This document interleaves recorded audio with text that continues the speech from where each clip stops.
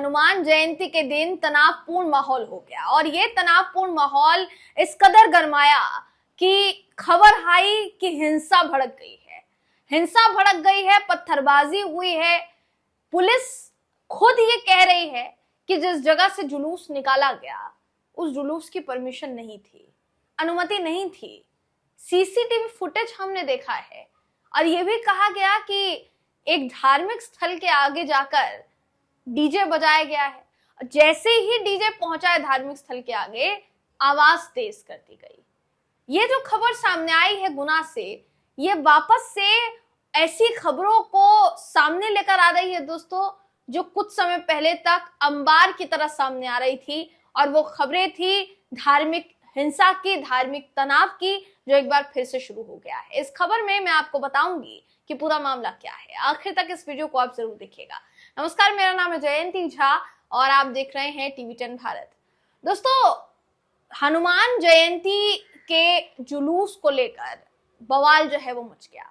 हनुमान जयंती का जुलूस निकाला जा रहा था। मध्य प्रदेश के गुना जिले से खबर सामने आई है। ये जुलूस जब निकाला गया तो काफी जगह से निकला, लेकिन एक जगह जहां से ये निकला उसकी परमिशन नहीं थी।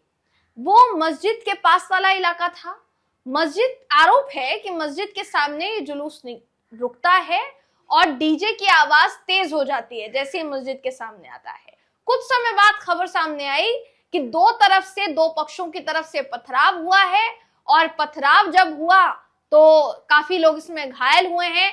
पुलिस ने आनन फानन में पूरी सिचुएशन को कंट्रोल किया, लेकिन जो तस्वीरें सामने आई है वो बहुत कुछ बयां कर रही है। आपकी स्क्रीन पर वो तस्वीरें आप देख पा रहे होंगे।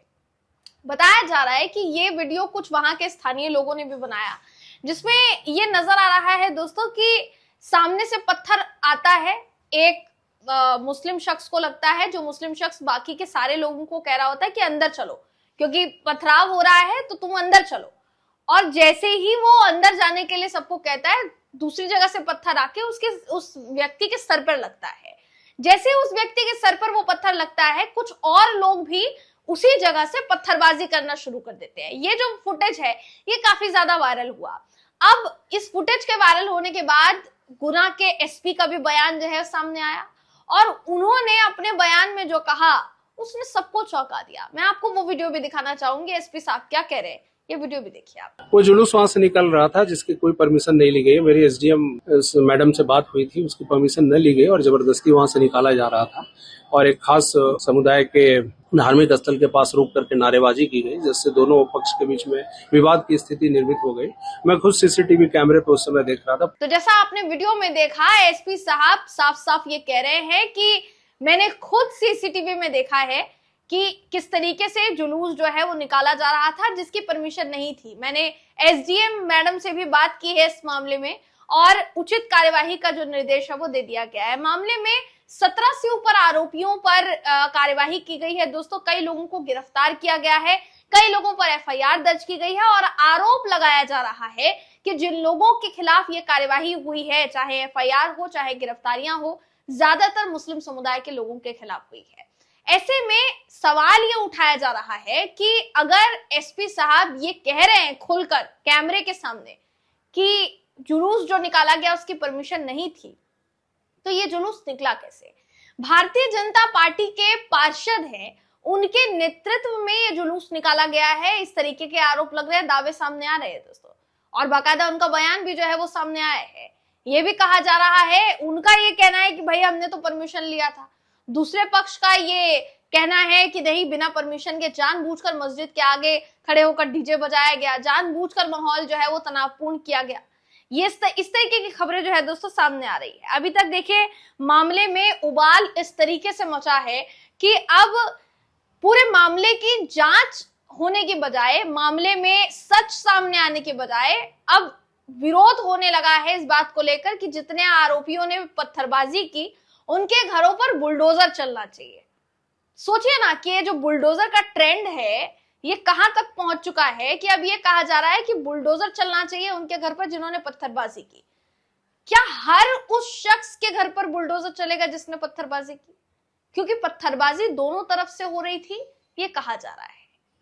ये बात तो खुद ही कही गई ना।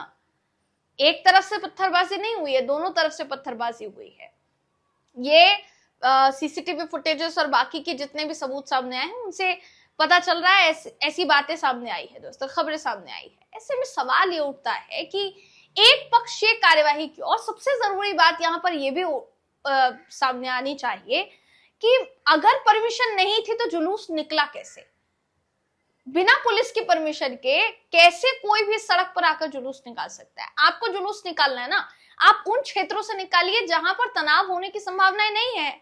आप उन क्षेत्रों से जुलूस निकाल सकते हैं जब आपको पता है कि गुना एक ऐसा क्षेत्र बन चुका है जहां पर कुछ कुछ समय के अंतराल पर धार्मिक विवाद भड़कता रहा है। ऐसे में उन सारी चीजों का ध्यान नहीं रखना चाहिए था क्या?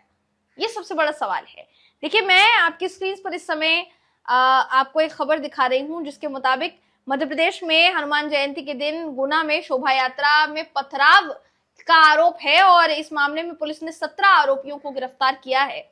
अब पुलिस जो है वो दबिश कर रही है कई और लोगों की भी। साथ ही कई ऐसे लोग हैं जो अब सड़क पर आकर बुलडोजर चलाने की मांग कर रहे हैं। अब जैसा मैंने आपसे कहा कि ये जो बुलडोजर चलाने की मांग के चलते ये सब कुछ जो हो रहा है, इसमें सारी चीजें सामने आनी चाहिए कि बुलडोजर जिनके घर पे आप चलाने की बात कर रहे हैं वो दोनों पक्ष होने चाहिए ना, एक पक्ष क्या होना चाहिए? आपकी स्क्रीन पर इस समय मैं आपको अब्बास हफीज का ट्वीट दोस्तों दिखा रही हूँ। अब्बास हफीज ने भी बहुत बड़ी बात देखिए यहाँ पर लिखी है जिसमें उन्होंने काफी कुछ कहा है और उसमें वो साफ साफ कहते हुए नजर आए हैं कि गुना शहर में ये जो हुआ है ये साफ साफ दिखाई दे रहा है कि कई तरीके के सवाल खड़े करता है। वो पूछते हैं कि जब एसपी गुना का पहला बयान ये है कि उन्होंने सीसीटीवी फुटेज देखे और कोई पत्थरबाजी का मामला नहीं दिखा उनको, तो एफआईआर मुस्लिम पक्ष पर कैसे की गई? जब एसपी गुना का बयान साफ है कि बिना परमिशन के जुलूस उस रूट पर ले जाया गया और मस्जिद के सामने रुककर धार्मिक नारे लगाए गए, तो फिर जुलूस निकालने वालों में जिन लोगों ने ऐसा किया उन पर अब तक एक भी एफआईआर क्यों नहीं है?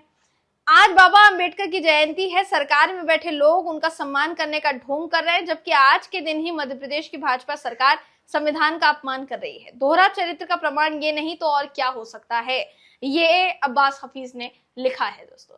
हम इस पर आपकी राय जानना चाहेंगे कि आप इस पर क्या सोचते हैं। पुलिस एसपी ये कह रहे हैं पत्थरबाजी जैसी कोई घटना नहीं है, फिर पत्थरबाजों को ही लेकर सड़क पर आंदोलन शुरू किया जा रहा है कि पत्थरबाजों के घर पर बुलडोजर चलना चाहिए। ये किस तरीके की जांच चल रही है या किस तरीके की राजनीति हो रही है मध्य प्रदेश में? दोस्तों, आपकी राय कमेंट करके हमें जरूर बताइएगा। अगली वीडियो में मैं आपसे फिर मिलूंगी, तब तक के लिए नमस्कार।